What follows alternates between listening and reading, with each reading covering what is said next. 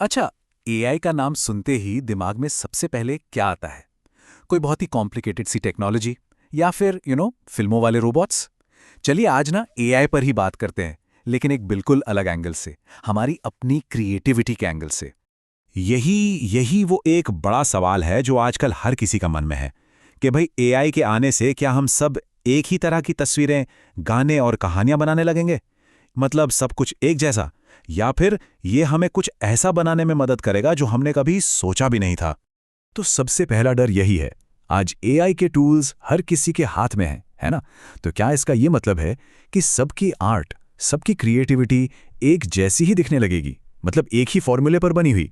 देखिए, इसको समझने का एक बहुत आसान तरीका है। एक तरफ तो एआई हर उस इंसान को आवाज दे रहा है जिसके पास पहले शायद कोई प्लेटफॉर्म नहीं था। ये तो हो गई आजादी की बात। लेकिन दूसरी तरफ एक डर भी है कि अगर सब एक ही टूल इस्तेमाल करेंगे तो कहीं सब कुछ एक जैसा ना हो जाए। इस बात को ना विलासदर ने एक बड़े ही मजेदार एग्जाम्पल से समझाया है। जरा सोचिए, दुनिया में कहीं भी चले जाइए, पिज्जा मिल जाएगा, बर्गर मिल जाएगा, है ना? लेकिन क्या अपने पसंद के कुलचे छोले मिलेंगे? शायद नहीं। तो ये जो कल्चरल सेमनेस है, मतलब एक जैसी संस्कृति, ये एआई की वजह से नहीं है, ये तो पहले से ही है। एआई तो बेचारा बस वही दिखाएगा जो हम उसे सिखा रहे हैं। तो सवाल ये उठता है कि अगर एआई हमारी ही नकल कर रहा है, तो फिर हमारी सुपर पावर क्या है? वो कौन सी चीज है जो हमारे पास है लेकिन एआई के पास नहीं है? देखिए, एआई जो है वो लॉजिक और डेटा पर चलता है। उसे जो पैटर्न्स दिए जाते हैं वो उन्हें पहचानता है और उसी के हिसाब से काम करता है। सब कुछ प्रिडिक्टेबल है, मतलब एक तय रास्ते पर। और हम इंसान, अरे हमारी जिंदगी में लॉजिक से ज्यादा तो केओस, इमोशंस और सरप्राइजेस हैं। हम हमेशा एक तय रास्ते पर तो नहीं चलते हैं ना। और यहीं पे आता है की पॉइंट। शेखर कपूर कहते हैं कि हमारी क्रिएटिविटी, हमारी आर्ट, वो डर और उम्मीद जैसे जज्बातों से जन्म लेती है। एआई भविष्य का अंदाजा तो लगा सकता है पर उम्मीद नहीं कर सकता। और यही हमारी असली ताकत है। चलिए अब आते हैं दूसरे बड़े सवाल पर। क्या एआई हमारा पर्सनल असिस्टेंट है जो हमारी मदद के लिए बना है, या फिर हम अनजाने में अपनी सारी जानकारी एक जासूस के हाथ में दे रहे हैं?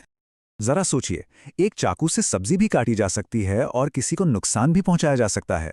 अब इसमें गलती चाकू की तो नहीं है, चलाने वाले के इरादे की है। एआई भी बिल्कुल वैसा ही एक टूल है। वो अच्छा है या बुरा, ये इस बात पर डिपेंड करता है कि हम उसका इस्तेमाल कैसे करते हैं। और हाँ, जैसे ही इस्तेमाल की बात आती है, प्राइवेसी का सवाल तो खड़ा हो ही जाता है। ये एक बहुत जायज़ चिंता है कि हमारा डेटा कहाँ जा रहा है और उसका इस्तेमाल कैसे हो रहा है। पर शेखर कपूर यहाँ एक बहुत ही दिलचस्प पॉइंट उठाते हैं। देखिए, वेस्टर्न देशों में प्राइवेसी का मतलब है मेरा डेटा, मेरी प्राइवेट लाइफ। लेकिन हमारे यहाँ हम जॉइंट फैमिलीज में रहते हैं, दोस्तों से सब कुछ शेयर कर लेते हैं। हमारे लिए कम्युनिटी ज़्यादा मायने रखती है। तो क्या प्राइवेसी की जो ग्लोबल डेफिनेशन है वो हम पर पूरी तरह लागू होती है?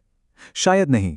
तो चलिए इन बड़ी बड़ी ग्लोबल डिबेट से हटकर जरा जमीनी हकीकत पर आते हैं। एआई का असली भारत के लिए क्या मतलब है, हम सब के लिए? इसके लिए ना शेखर कपूर एक बहुत ही कमाल की कहानी सुनाते हैं। सोचिए, दो लोग हैं। एक तरफ हार्वर्ड से पढ़ा लिखा एक सीईओ जो पिरामिड के बिल्कुल टॉप पर है, और दूसरी तरफ एक क्लीनिंग लेडी जो पढ़ी लिखी नहीं है, पिरामिड के सबसे नीचे। अब दोनों को एआई का इस्तेमाल करके एक प्रेजेंटेशन बनानी है। सीईओ बना रहा है प्रॉफिट के लिए, लेकिन वो औरत, वो बना रही है अपने परिवार का पेट भरने के लिए। तो बताइए किसकी जरूरत बड़ी है? और नतीजा क्या होता है जानते हैं? वो औरत अपनी जरूरत और अपने इंट्यूशन के दम पर उस सीईओ से बेहतर प्रेजेंटेशन बना लेती है। एआई ने क्या किया? उसने बस एक औजार दिया, और अचानक वो जो एजुकेशन और स्टेटस का पूरा पिरामिड था ना, वो ढह जाता है।